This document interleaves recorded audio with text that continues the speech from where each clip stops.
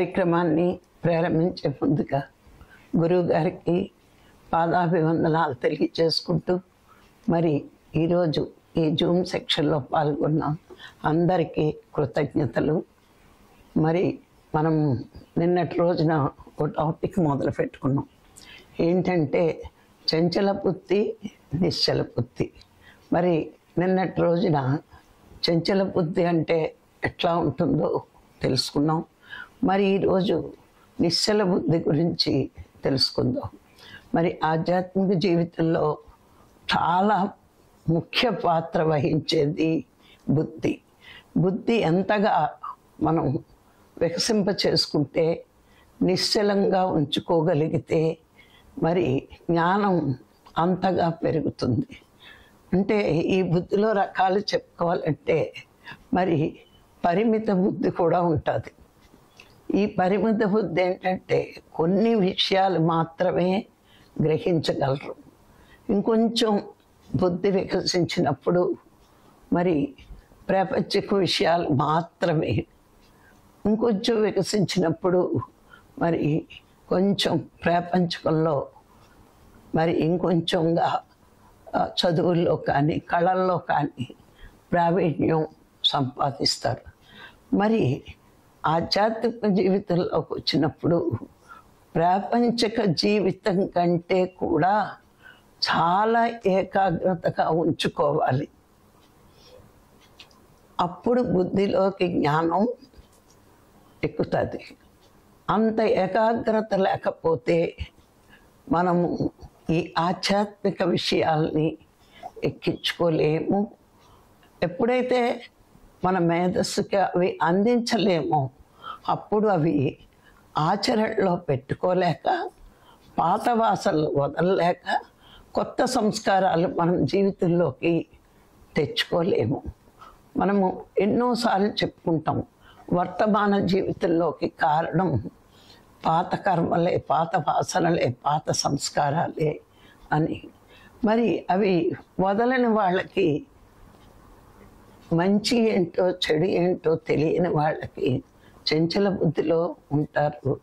కానీ మనం నిన్న చెప్పుకున్న విషయాల్లో తమో గుణం, రజోగుణం, సాత్విక గుణంలోకి వచ్చినప్పుడు మాత్రమే ఇవన్నీ మార్పులు జరుగుతాయని. మరి అజ్ఞానం వదలాలి అంటే తమో గుణం వదలాలి. మరి తర్వాత కర్మలు ఎక్కువ చేస్తున్నారు అంటే వీళ్ళు రజోగుణంలో ఉన్నట్టే ఈ రజోగుణంలో, తమో గుణంలో కర్తవ్య కర్మలు చేయడానికి కూడా బద్ధకంగా ఉండే జీవుడు కొన్ని జన్మల అనుభవాలు పొందాక, రజోగుణంలోకి వచ్చాక కర్తవ్య కర్మలతో పాటు పాపము పుణ్యము కూడా చేస్తూ కర్మలను ఎక్కువ చేస్తూ ఉంటారు. మరి కొన్ని జన్మలు అనుభవాలు పొందాక ఇలా ఉండడం వల్ల నేను ఇట్లా దుఃఖంలో ఉన్నాను అని తెలుసుకున్నాక ఇక సాత్విక గుణంలోకి వస్తారు. అంటే ప్రతి జన్మ గుణాన్ని మార్చుకుంటూ, ఎందుకు అంటే వర్తమానంలో పాఠాలు నేర్చుకుంటున్నప్పుడు ఏ తప్పు వల్ల, ఏ తప్పుడు ఆలోచనల వల్ల నాకు ఈ కర్మ ఫలితం వచ్చింది అనే ఒక పాఠం మనం ప్రతి జన్మలోనే నేర్చుకోవాలి. కొంతమంది అయితే మన జీవితంలోకి వచ్చిన దుఃఖాలకి కారణం భగవంతుడే నా నుదుటిని ఇలా రాసి పెట్టాడు అని అనుకుంటే అది చాలా పెద్ద అజ్ఞానం. సాత్విక గుణం వచ్చాక ఈ అజ్ఞానం మన జీవితంలో అస్సలు ఉండకూడదు. ఇప్పుడు చూడండి, ఎవరికైనా పిల్లలు పుట్టకపోతే గమ్ముని పక్క వాళ్ళు కూడా అడుగుతూ ఉంటారు, పిల్లలు ఇంకా పుట్టలేదా అని. ఆ క్వశ్చనే అజ్ఞానం. వాళ్ళ నిర్ణయం బయట అలా ఉంది, వాళ్ళ జీవితం ఇట్లా జరుగుతుంది అని తెలుసుకుంటాడు ఒక జ్ఞాని. అడగడం. ఒకవేళ అడిగినా అయ్యో ఇంకా పుట్టలేదా అని రెండో మాట మాట్లాడడం. అంటే ఇక్కడ ఏమైందంటే వీళ్ళు ఖచ్చితంగా ఎదుటి వాళ్ళని బాధ పెట్టకుండా ఉంటున్నారు అంటే వాళ్ళు ఖచ్చితంగా సాత్విక గుణంలోకి వచ్చిన వాళ్ళు. చాలామంది వాళ్ళ పనుల వల్ల కానీ వాళ్ళ చేతల వల్ల కానీ పక్కవాడు బాధపడుతున్నాడు అనే తెలుసుకోలేనంత మూర్ఖపు మనస్తత్వంతో ఉంటారు. అది ఇంకా రజోగుణమే. మరి సాత్విక గుణం వచ్చాక సత్యానికి చేరువయ్యే జీవుడు ముందు ఇవి వదులుకోవాలి. ఏవి వదులుకోవాలి? మరి భగవంతుడు కూడా చూడండి, పూజా విధానం చెప్పినప్పుడు అహింస ప్రథమా పుష్పం అన్నాడు. ఎప్పుడు నువ్వు సాత్విక గుణంలోకి వెళ్ళగలవు అంటే అహింసలో జీవించినప్పుడు మాత్రమే భగవంతుణ్ణి చేరుకోగలిగే స్థితి వస్తుంది. ఆ భగవంతుడి మీద దృష్టి మళ్ళుతుంది. నీకు ఏ క్షణాన్ని భగవంతుడి మీద దృష్టి మళ్ళిందో ఆ క్షణంలోనే నువ్వు సాత్విక గుణంలోకి వచ్చినట్టు నీకే అర్థం అవ్వాలి, పక్కవాడికి కాదు. ఎప్పుడైతే మనకి భగవంతుడి మీద దృష్టి వచ్చిందో అప్పుడు నాకు సాత్విక గుణం వచ్చింది అని మనకు అర్థమైనప్పుడు, అయితే సాత్విక గుణంలో ఉన్నవాడు ఎట్లా ఉండాలి అంటే దృష్టి భగవంతుడి మీద పెడుతూ సృష్టిలో జీవిస్తూ దృష్టి భగవంతుడి మీద పెట్టగలగాలి. ఇది ఎంత కష్టమైన పని కదండి, ఎంత చిత్రమైన పరీక్ష మనకి. ఏంటంటే చుట్టూరు సృష్టి ఉంది, మన దృష్టి మాత్రం భగవంతుడి మీద ఉండాలి. అంటే ఒక గుణం నుంచి ఒక గుణం మారేటప్పుడు భగవంతుడికి దగ్గరవుతున్నప్పుడు మనకి ఇంకా పరీక్షలు ఉంటాయి. అందుకే కొంతమంది ధ్యానంలో గమ్మున రారు, వస్తే పరీక్షలకు భయపడాలి. ఎందుకు అంటే వాళ్ళు ఏం సుఖపడ్డారు ధ్యానంలోకి వచ్చి, వాళ్ళకి అన్ని కష్టాలే కదా అంటారు. కానీ వీళ్ళు భగవంతుడికి ఎంత దగ్గరవుతున్నారో అన్నది బాకిల్లో ఉన్న జీవులకి అర్థం కాదు. కానీ యోగికి అర్థమవుతుంది. నా చుట్టూరు ఇన్ని పరీక్షలు ఉన్నాయంటే భగవంతుడికి నేనే నచ్చాను కాబట్టే నన్ను ఇంకా ఇంకా దగ్గరికి తీసుకోవడానికే, ఈ కర్మలను పోగొట్టడానికే ఆయనకి ఎంత దయగల మనసు. అందుకే నాకు అన్నీ ఒకసారి ఇచ్చి నన్ను తన దగ్గరికి తీసుకుంటున్నాడు. ఎప్పుడు కూడా సార్ చెప్తూ ఉండేవారు, ఎన్ని కష్టాలు వచ్చినా నువ్వు దానిని దాటగలిగే శక్తి నీలో ఉన్నప్పుడే నీ చుట్టూరు ఆ సమస్యలు కష్టాలు వస్తాయి. నువ్వు దాటగలిగే సమర్థత నీలో ఉంది కాబట్టే ఆ పరమాత్మ నీ చుట్టూరు ఇన్ని సమస్యలు ఇన్ని కష్టాలు ఇస్తున్నాడు. నువ్వు దాటలేని సమస్యలు కానీ దాటలేని కష్టాలు కానీ నీ చుట్టూరు రావు. సమర్థులకే సవాళ్ళు ఇవ్వబడతాయి. ఇవి మనకు అర్థం అవ్వాలంటే తమో గుణంలో రజోగుణంలో అర్థం కాదు. సాత్విక గుణంలోకి వచ్చేకే మన బుద్ధి నిశ్చలత్వంలోకి వస్తుంది. ఎందుకు మనం బుద్ధి సాత్వికంలో నిశ్చలత్వం వస్తుంది అంటే భగవంతుడి మీద దృష్టి మళ్ళడం ఈ స్థితిలోకి వచ్చేకే వస్తుంది. ఇక్కడ మనము చెప్పుకున్నాం నిన్న, మలిన వాసనలు దుష్ట వాసనలు కాక శుద్ధ వాసనల్లో ఉంటాడు వీడు అని. అంటే ప్రపంచం మీద ఆసక్తి తగ్గి పరమాత్మ మీద ఆసక్తిని పెంచుకుంటారు ఈ సాత్వికంలో. ఎప్పుడైతే ప్రపంచం మీద ఆసక్తి తగ్గిపోయిందో అప్పుడు మన దృష్టి చంచలం నుంచి నిశ్చలంలోకి వస్తుంది. ఇప్పుడు చూడండి, మీకు మహాభారతంలో ఎవరిది చంచల బుద్ధి ఎవరిది నిశ్చల బుద్ధి అని పరీక్షించడానికి ద్రోణుడు ఒక చిన్న పరీక్ష పెడతాడు.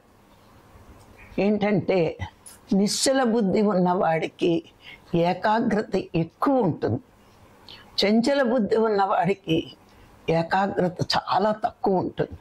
అందుకే పక్షి గుడ్డును కొట్టు అని అందరి శిష్యులకి చెప్పినప్పుడు అందరికీ ఏం కనిపిస్తుంది ఏం కనిపిస్తుంది ఏం కనిపిస్తుందని ద్రోణాచార్యుడు అడిగినప్పుడు అందరూ రకరకాల సమాధానాలు చెప్పినా అర్జునుడు మాత్రం పక్షి గుడ్డు మాత్రమే కనిపిస్తుందని చెప్పినప్పుడు ఓ వీడికి విలువిద్యలో ప్రావీణ్యత వస్తుంది వీడికి నిశ్చల దృష్టి, నిశ్చల బుద్ధి ఉంది అని ఆయన నిర్ణయించుకుని ఆ విలువిచ్చిని ఎక్కువగా అర్జునుడికే నేర్పుతాడు.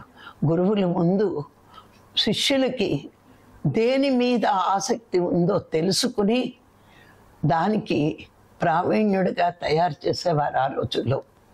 అందుకే ఆ పరీక్ష పెడితే ఏకాగ్రత ఎక్కువ ఉన్నవాళ్లే యుద్ధ విద్యలో, విలువిద్యలో రాణించగలరు. ఇప్పుడు మనకు అంత విలువిద్యలు అవసరం లేదు, కానీ ఈ గురువు చెప్పిన జ్ఞానాన్ని ఎక్కించుకోగలిగే శక్తి మనకు ఉండాలంటే చంచల బుద్ధి పనికిరాదు, నిశ్చల బుద్ధి ఉండాలి. ఏ విషయాన్ని చెప్తున్నా మనం ఎక్కించుకోగలిగే శక్తి రావాలి అంటే మన బుద్ధి నిశ్చలంగా ఉండాలి. బాహ్యం అంతా చంచలమేనండి. బాహ్య దృష్టి ఉన్న వాడికి చంచల బుద్ధి ఉంటుంది. మరి భగవంతుడి మీద దృష్టి ఉన్నవాడికి నిశ్చల బుద్ధి ఉంటుంది. వీళ్ళకే మోక్షకాంక్ష ఎక్కువ ఉంటుంది. ఎవరికైతే భగవంతుడి మీద అంటే ఆత్మ మీద దృష్టి పెడతారో వాళ్ళు ఆ ప్రయత్నంలోనే ఆనందం పొందుతారు. ఇప్పుడు మనం చూసుకుంటే ఈ ఆనందం లేకపోతే ఇంత బిజీ షెడ్యూల్లో ఉన్న మనము ఇంకా ధ్యానము జ్ఞానము అంటూ ఇక్కడే కూర్చున్నాము అంటే అన్ని విషయాల కంటే కూడా దీనికే ప్రాముఖ్యతనిస్తున్నట్టు మన జీవన విధానం, శైలి అర్థం అవ్వాలి. అంటే ఆ బాహ్య విషయాల్లో ఉన్న ఆనందం కంటే ఇదే ఎక్కువ ఆనందాన్ని ఇవ్వగలదు. అందుకే ఆ ప్రయత్నమే మనము ఇప్పుడు చేస్తున్నాం. ఎందుకంటే ఈ నిశ్చల బుద్ధి కలగాలి అంటే గురువు చెప్పిన విషయాలని చాలా ఏకాగ్రతగా లోతుల్లోకి తీసుకుంటే ఆచరణలో పెట్టుకోవడం చాలా ఈజీ. మరి ప్రపంచం వైపు తిరిగి మలిన వాసనలు పోగేసుకున్న మనము పరమాత్మ వైపు తిరిగి ఇవన్నీ వదులుకుంటూ వదులుకుంటూ వదులుకుంటూ శుద్ధ వాసనలు అంటే శుద్ధ కర్మలు. ఇప్పుడు ఏ కర్మలు చేస్తాం? ఆత్మకర్మలు చేస్తాం, యజ్ఞకర్మలు చేస్తాం, సత్కర్మలు చేస్తాం. మీరు గమనిస్తే మనం ఇదివరకు స్వార్థం కోసం తెలియక పాపకర్మలు చేసిన, సాత్వికంలోకి వచ్చాక అవన్నీ వదిలేసిన. ఎందుకు వదిలామంటే అందరూ ఆత్మలే. ఏ జీవికి మనం అన్యాయం చేసినా మనకి మనమే చేసుకున్నట్టు, మనము ఆత్మే వాళ్ళు ఆత్మే అనే సత్యం గురువు దగ్గర తెలుసుకున్నాక ఇంకా మన స్వార్థం కోసం మనం బతకం. అప్పుడు అశుద్ధ వాసనలు తొలుగుతూ ఉంటాయి. సాత్వికంలోకి వచ్చేటప్పటికి, సాధనలోకి వచ్చేటప్పటికి ఇంకా ఎక్కువగా పోగొట్టుకుంటాం మనం. అప్పుడు ఏమవుతుంది? మలిన వాసనలు పోయి శుద్ధ సంస్కారాలు, శుద్ధ వాసనలు అంటే అందరూ బాగుండాలి అని ఒక కోరిక ఉంటుంది మనకిప్పుడు. అందుకే ఈ ధ్యాన ప్రచారం విస్తృతంగా జరుగుతోంది. మరి శాకాహార ర్యాలీలు ఇవన్నీ ఏంటంటే ఏ జీవి బాధపడకూడదు, ఎవరూ తప్పు చెయ్యకూడదు, ఎవరూ హింసాయుత జీవితం జీవించకూడదు. ఇవన్నీ ఏంటి అంటే ఈ కార్యక్రమాలన్నీ సత్కర్మలు, యజ్ఞకర్మలు అవుతాయి. అందరూ బాగుండాలంటే అది యజ్ఞకర్మ అవుతుంది. మరి ఆ విధంగా మనం అశుద్ధ వాసనలు వదిలి శుద్ధ కర్మలు, శుద్ధ వాసనలతో ముందుకి వెళ్తున్నాం. మరి ఇలాంటి వాళ్ళకి లోన ఎంతో ఆనందం కలుగుతుంది. చూడండి, మన కోసం మనం, మన పిల్లల కోసం, మన శరీర బంధాల కోసం మనం సంపాదించి పెట్టినా ఏదో ఒక క్షణంలో దుఃఖం వచ్చినప్పుడు అయ్యో వీళ్ళ కోసం నేను ఇంత త్యాగం చేసేనే, నన్ను ఇలా చూస్తున్నారు, వీళ్ళు ఇలాంటి మాటలు అంటున్నారు అని ఏదో ఒక క్షణంలో బాధ తప్పదు. కానీ ఈ ధ్యాన మార్గంలోకి వచ్చాక గురువు దగ్గర అందరూ ఆత్మస్వరూపాలే అని తెలుసుకుని చిన్న చీమ నుంచి బ్రహ్మం వరకు ఆత్మే అన్నీ ఆత్మస్వరూపాలే, నీకెద్ద జీవుల్ని శిక్షించే హక్కు నీకు లేదు అని గురువు దగ్గర నేర్చుకున్నాక మరి మనం చెప్పేదే ముందు మాంసారం వద్దు అని. మరి ఈ ప్రయత్నం చేస్తున్నప్పుడే మనకి లోన ఆనందం వస్తుంది అంటే మీరు ఒక విషయం చాలా కూలంకషంగా గమనించుకోవాలి. ఏంటి అంటే ఎప్పుడైతే ఏ పని చేస్తున్నావో ఈ ధ్యాన మార్గంలోకి వచ్చి నీకు లోన్ నుంచి ఆనందం వస్తుంది అంటే ఒకటే గుర్తు, లోన ఆత్మ ఆనందంతో ఉంది కాబట్టే మన మనస్సు కూడా ఈ ధ్యానము, జ్ఞాన ప్రచారము ఇవన్నీ కూడా ఇంత ఆనందాన్ని ఇస్తున్నాయి. ఎందుకంటే జీవుడు ప్రపంచం వైపు నుంచి ఆత్మ వైపుకు తిరిగాడు. ఇక్కడ చేస్తున్న పనులు ఆనందం కలుగుతున్నాయి అంటే లోన ఆత్మ ఆనందిస్తుంది అంటే భగవంతుడు ఈ కార్యక్రమంలో ఉన్నప్పుడు మనకి ఆనందాన్ని పంచుతున్నాడు. ప్రపంచంలో ఆనందం ఉందని ఎతికాం, సుఖ సంతోషాలు ఉన్నాయని ఎతికాం.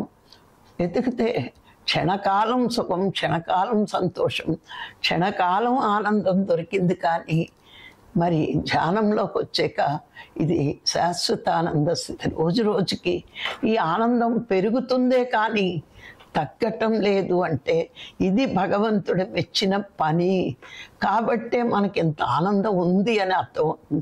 ఇది గ్రహించడానికి మనకి నిశ్చల బుద్ధి ఉండాలి. భాగ్యంలో తిరిగి చంచలమైన బుద్ధిని ఆత్మవైపుకు తిప్పి నిశ్చలం చేసుకున్నాం. మరి ఇలా నిశ్చలం చేసుకోవడానికి కారణం ఏంటి అంటే మన సాత్వికం, మన గుణం సాత్వికమైంది. సాత్వికంలోంచి శుద్ధ సాత్వికంలోకి వెళ్తున్నాం. సాత్విక గుణంలో భగవంతుడి వైపు తిప్పాం. శుద్ధ సాత్వికంలో అందరూ ఒక్కటే అనే మాటని గ్రహించగలిగాము. అందరి బాగు కోసం నేను పని చేస్తాను అని ఎవరికి వాళ్ళు నిర్ణయించుకున్నారు కాబట్టి ఈరోజు కష్టమైన ఇష్టంగా ధ్యాన ప్రచారం చేస్తున్నారు. అంటే మనకేదో పుణ్యం వస్తుందని కాదు, వచ్చే పుణ్యం రావచ్చు, రాకపోవచ్చు. కానీ నేను ఒక్కడికి ధ్యానం నేర్పినా, వాడు ఒక్కడు శాకాహారి అయినా, వాడి జీవితంలో మాంసం మానేస్తే ఎన్నో జీవులు ప్రాణాలతో హాయిగా ఉంటాయి అని ఒకే ఒక చిన్న కోరికే ఈరోజు పిరమిడ్ మాస్టర్లు ఎంత ఉధృతంగా ధ్యాన ప్రచారం చేస్తున్నారు అంటే మరి పత్రిసారి వేసిన విత్తనాలు ఎంత అద్భుతమైన పంట వచ్చిందో మనం గమనించుకోవచ్చు. మరి దీని వెనకాతల పత్రిసారి ఆశయం ఏంటి అంటే సత్యం.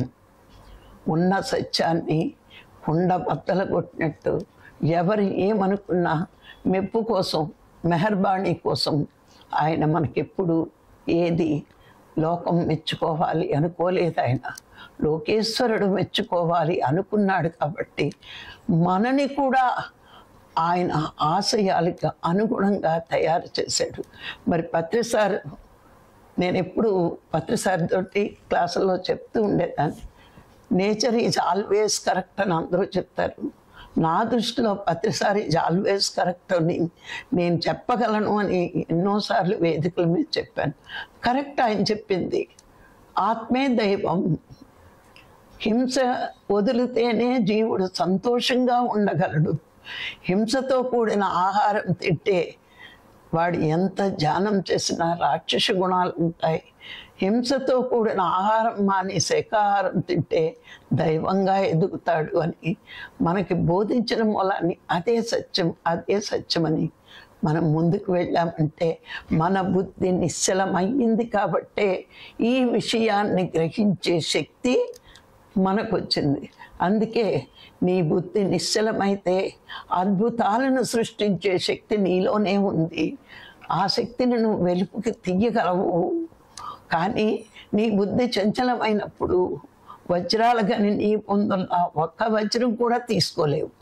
ఎందుకంటే కాసేపు ఇది మంచిదా, అది మంచిదా, ఇది మంచిదా అని ఆ బుద్ధిని చంచలంలో వెతుకుతున్నావు. అవసరం లేదు. ఆ బుద్ధిని నిశ్చలం చేసుకుని నీలోకి నువ్వు ప్రయాణం చేస్తే నువ్వు ఎంత ఎత్తుకు ఎదగగలవు, ఎంత సాధించగలవు అంతా సాధించగలవు అని నేర్పుతూ ఉండేవారు. మరి ఈ రోజున మనము ఇంత అద్భుతమైన జ్ఞానాన్ని పొందుతున్నాము అంటే, ఇన్ని అద్భుతమైన విషయాలని తెలుసుకోగలుగుతున్నాము అంటే, మరి ఆ గురువు ఇచ్చిన ధ్యానం జ్ఞానం ఎంత గొప్పవో మనకు అర్థమవుతుంది. అందుకే ప్రతి శిష్యుడికి, ఆ ప్రతి నిశ్చల బుద్ధి ఉన్న శిష్యుళ్ళు గురువు పైన, పరమాత్మ పైన అచంచలమైన భక్తి, అచంచలమైన విశ్వాసము, అపారమైన గౌరవము ఉంచుకుంటారు. ఇదే గుర్తు. లేకపోతే ఈ చంచల బుద్ధి వాళ్ళు ఏంటో పత్రి గారు చెప్పారు, మన వల్ల అయిపోతుందా అంటారు. పత్రి సార్ ఎన్నోసార్లు చెప్పేవారు, అవ్వగలిగే పని, ఈ భూమి మీద మీరు చెయ్యగలిగే పనేం నేను మీకు చెప్తున్నాను అనేవారు. కానీ శిష్యుడు శక్తిహీనుడైనప్పుడు గురువు చెప్పే పనులను గ్రహించే శక్తి వాడికి ఉండదు. శిష్యుడు శక్తివంతుడైనప్పుడు ఎంత పెద్ద పని చేసినా, చెప్పినా కనీసం ప్రయత్నమైనా చేస్తాడు చెయ్యడానికి. ఇది గురువు చెప్పిన పరమాత్మ సందేశమే అనుకోగలగాలి మనం. ఇవన్నీ ఎప్పుడు వస్తాయి? ఈ మంచి లక్షణాలన్నీ ఎప్పుడు వస్తాయంటే, చంచల బుద్ధిని వదిలి, రజోగుణం వదిలి, సాత్విక గుణంలోకి వచ్చి బుద్ధిని నిశ్చలం చేసుకుని, సరి అయిన ఆహారం తింటూ, సరి అయిన వ్యవహారాలు చూస్తూ మనం ఉన్నప్పుడు మనం అన్నీ గ్రహించే శక్తి మనకు వస్తుంది, ఈ నిశ్చల బుద్ధి ఉన్నప్పుడు. అయితే ఇలాంటి వాళ్ళ వాక్యంలో ఎలా ఉంటారు అన్నదానికి ఉదాహరణ ఒకటేనండి. వీళ్ళు ఎక్కువ మౌనంగా ఉంటారు, ఎక్కువ ఏకాంతవాసాన్ని ఇష్టపడతారు. మౌనం అంటే అవసరమైనప్పుడు కూడా సవికల ద్వారా చెప్పి నోరు మూసుకోవడం కాదు. వాళ్ళ ప్రతి మాట ఒక సందేశం అవ్వాలి. శిష్యులకి వాళ్ళు మాట్లాడే ప్రతి మాట ఒక సందేశం అవుతుంది. పత్రి సార్ చెప్తారు, అవసరం లేని మాటలు నీ నోటంటే రాకూడదు అని. అవసరం ఉన్న మాటలు మాట్లాడాలి, అవసరం లేని మాటలు వదిలేస్తే అదే మౌనం. మౌనం అంటే అవసరమైనవి కూడా మానేయడం కాదు, సవికి చేయడం కాదు, సౌండ్లతో చెప్పడం కాదు. మౌనము అంటే నీ నోట్లో నుంచి ముని లాంటి మాటలు. మునులు ఎలా మాట్లాడతారు? అవసరమైతే మాట్లాడతారు, లేకపోతే మౌనంగా ఉండిపోతారు. మనం కూడా అట్లా ఉండగలగాలట. ఏంటి చెప్తారు కదా, నీ మాట నీకైనా నీ పక్కవాడికైనా ఉపయోగపడాలని. మన ప్రతి మాట అవతల వాడికి ఒక సందేశం అవ్వాలి. అలాగే ఏకాంతవాసం ఇష్టపడతారు. ఎందుకు? జనారణ్యంలో ఉండడానికి వాళ్ళకి ఇష్టం ఉండదు.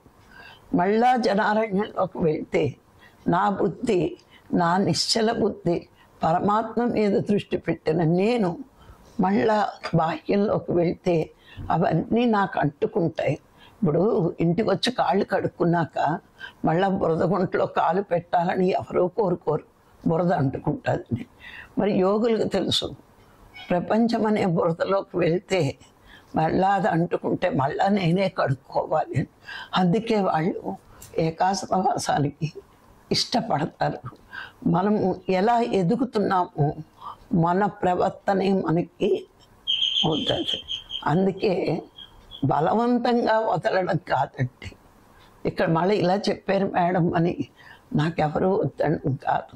నీ మనసులో అవతల వాడు మాట్లాడుతున్న మాటలు నువ్వు స్వీకరించకుండా ఉంటే నువ్వు 10 మందిలో ఉన్న ఏకాంతవాసివే, 100 మందిలో ఉన్న నువ్వు ఏకాంతవాసివే అవుతావు. ఎక్కడ ఉన్నా నువ్వు చూసే ప్రతి దాంట్లోని కూడా ఒక అందం చూసావు. ఓహో, ఈ ఆత్మ ఇలాంటి శరీరం కావాలని కోరుకుని తెచ్చుకుంది, దీంతో ఏ పాఠం నేర్చుకుంటుందో. ఒక గొప్ప ఉద్యోగస్తుడు వచ్చాడు అనుకోండి, వాడు ఆత్మ ఆ నిర్ణయం తీసుకుంది అలా ఉండాలని. బాగా చదివే వాళ్ళని చూడండి, ఈ ఆత్మ ఈ జన్మంతా మంచి చదువులు చదవడానికి నిర్ణయం తీసుకుంది. ఇట్లా ఊహించండి అందరినీ. ఈవిడ డ్రెస్ బాగుంది, ఆవిడ నెక్లెస్ బాగుంది, ఈవిడ హెయిర్ స్టైల్ బాగుంది, ఇది కాదు. ఎవరిని చూసినా ఓ ఈ ఆత్మ, ఈ అందం, ఈ అనుభవం కోసం వచ్చింది ఈ జన్మకి. ఈ ఎడ్యుకేషను ఇది లోకానికి ఏదో ఓ సైంటిస్ట్ పుట్టాడు అనుకుందాం, వాడు లోకానికి ఏదో ఉపయోగపడాలనే పుట్టాడు అని మనం అక్కడ కూడా ఆత్మని నువ్వు జప్తికి తెచ్చుకోగలిగితే, మరి లోకలో చాలామంది ఉపయోగపడే పనులు చేస్తూ ఉంటారు, చెయ్యరని అనొద్దు మనం. మరి సృష్టిస్తున్నారు, కనిపెడుతున్నారు. ఈవేళ సెల్లే తీసుకుంటే అది లేకపోతే మానవ జీవితంలో మనుగడే లేకుండా పోతుంది. మరి దాంట్లో ఎన్నో ఉపయోగాలు ఉన్నాయి. మరి అవి అంత గొప్పగా కనిపెట్టి ప్రపంచానికి అందించి ఇన్ని కోట్ల జనాభాని ఆ చిన్న పరికరం చుట్టూరు తిప్పుతున్నాడు అంటే ఆ ఆత్మ ఎంత గొప్ప మేధస్సు ఉన్నదో. అందుకే యోగులు చెప్తారు, ఎవరిని చూసినా ఆత్మగా చూడు అంటే ఇదే చూడడం. అంటే వాడి శరీరం కనబడుతుంది ఆత్మ అంటే అది గొప్ప ఆత్మ, గొప్ప పనులు చేస్తోంది. గొప్ప ఆత్మ కాబట్టే లోకానికి ఉపయోగపడే పనులు చేస్తున్నారు. కళ్ళు మూసుకుని ధ్యానం చేసేసి ఏదో చేసేసాము అని ఫోటోలు పెట్టుకోవడం కాదు. కళ్ళు మూసుకుని ధ్యానం చేసిన, కళ్ళు విప్పి లోక కళ్యాణకరమైన పనులు చెయ్యగలిగితే వాడు గొప్ప ఆత్మ.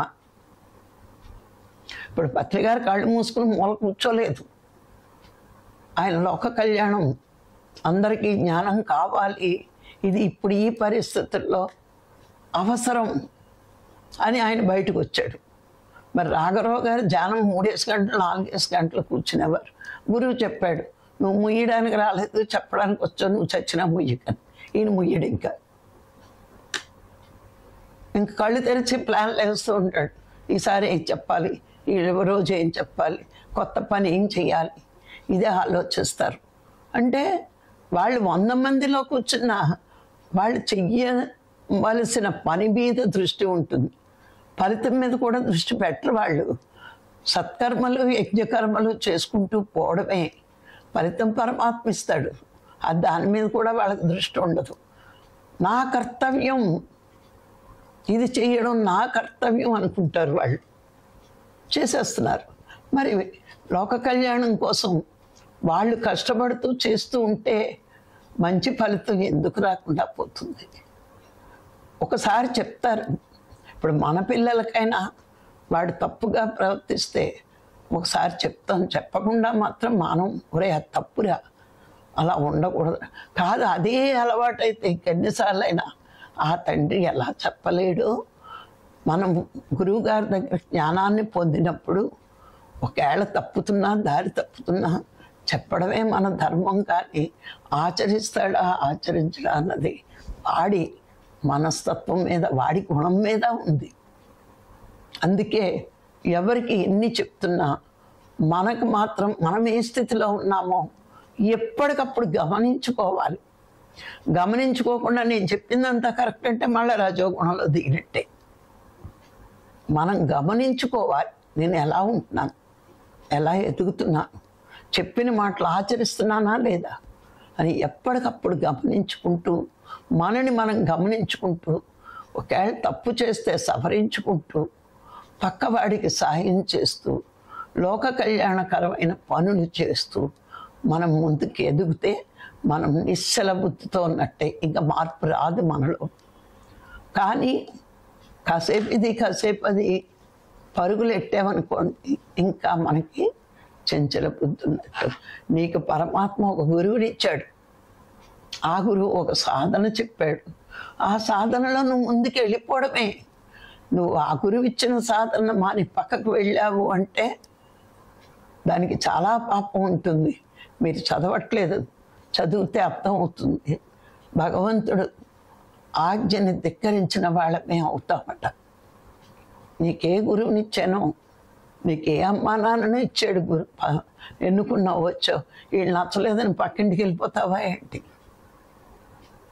పక్కింటికి వెళ్ళిపోయినా వాళ్ళ ఆస్తి ఎవరు మీకు, మళ్ళీ ఈ ఇంటికే రావాలి ఆస్తి కోసం. అట్లాగే భగవంతుడు గురువునిచ్చినప్పుడు ఆ గురువు ఏం చెప్పాడు అది సాధన చేసుకుంటూ, ఆయన చెప్పిన పనులు చేస్తూ, మరి అవి లోక కళ్యాణం కోసం చేసినప్పుడు యజ్ఞకర్మలు చేసినంత ఫలితం నువ్వు పొందుతూనే ఉంటావు. ఇది నిశ్చల బుద్ధి ఉన్న వాళ్ళు మాత్రమే మోక్షాన్ని వాళ్ళు పొందుతారు, పక్క వాళ్ళని మోక్షం వైపు తీసుకువెళ్తారు. వాళ్ళు సాధన చేసుకుంటూ జ్ఞానం పెంచుకుంటూ పక్క వాళ్ళని పెంచేటట్టు చేస్తారు. చేస్తున్నాము అని అహంకారం కాదండి, చెయ్యడానికి భగవంతుడు మనకి అవకాశం ఇచ్చాడు అని గర్వపడాలి మనం. ఇంకా ఈ కొద్దిపాటి పుణ్యానికే ఈ కాస్త అవకాశం ఇస్తే ఇంకా నేను పెద్ద కార్యాలు చేస్తే ఇంకా ఇంకెన్ని పొందగలను అనే ఆశయం రెండూ ఉండాలి మనకి. చిన్న కార్యక్రమం చేస్తున్నాం, ఈ కొద్దిపాటి ఆనందం పొందుతున్నాం, మరి పత్రికలాగా చేస్తే ఇంకెంత పొందుతాం. ఎప్పుడు కూడా లక్ష్యం వైపు దృష్టి పెట్టినప్పుడు, చేసిన పని మీద దృష్టి నీకు తక్కువ ఉన్నప్పుడు నువ్వు చేసిన పని నీకు గొప్పగా అనిపించదు. లక్ష్యాన్ని మర్చిపోయి నేనే ఇంత చేశాను అనుకుంటే అప్పుడు వస్తుంది అహంకారం. అది రాకుండా చూసుకోవాలి. ఎంత ఎదుగుతున్నా ఒదిగే ఉండాలి. భగవంతుడిచ్చిన అవకాశం అనుకుంటే వినయం వస్తుంది, నేనే చేస్తున్నాను అనుకుంటే అహంకారం వస్తుంది. కానీ నిశ్చల బుద్ధి ఉన్నవాడు ఎప్పుడూ కూడా పరమాత్మకి గురువుకి వినమ్రుడుగా ఉండి ఎదగడానికే ప్రయత్నిస్తాడు. మరి ఈరోజు ఈ అవకాశం ఇచ్చిన మీ అందరికీ మరొక్కసారి కృతజ్ఞతలు. Thank you.